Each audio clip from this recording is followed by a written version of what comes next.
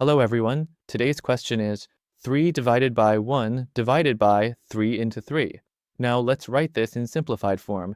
3 divided by 1 over 3 into 3. Now according to the BODMAS rule,